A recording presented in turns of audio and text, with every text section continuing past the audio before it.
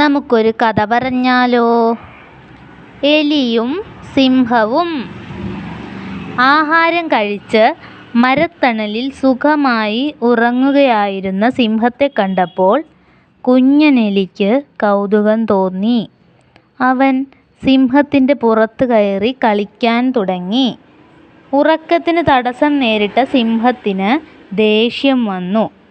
പെട്ടെന്ന് സിംഹം എലിയെ ചാടിപ്പിടിച്ചു. എന്നോട് ക്ഷമിക്കണേ, എന്നെ കൊല്ലരുതേ എന്ന് എലി കരഞ്ഞപേക്ഷിച്ചു. സിംഹം എലിയെ വെറുതെ വിട്ടു.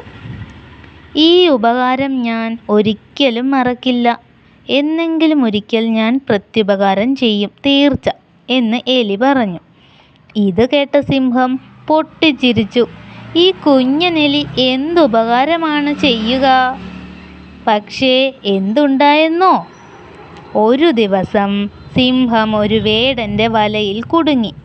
രക്ഷപ്പെടാൻ ഒരു വഴിയുമില്ല. സിംഹം ഉറക്കെ നിലവിളിച്ചു. നമ്മുടെ കുഞ്ഞനെലി സിംഹത്തിൻ്റെ നിലവിളി കേട്ടു. അവൻ ഓടിയെത്തി. തൻ്റെ കുഞ്ഞു പല്ലുകളാൽ അവൻ വല കരണ്ടു മുറിച്ച് സിംഹത്തെ രക്ഷിച്ചു. സിംഹം അവനോട് നന്ദി പറഞ്ഞു. ഈ കഥയുടെ ഗുണപാഠം എന്താണ്? എത്ര ചെറിയവനായാലും നിസ്സാരനായി കാണരുത്.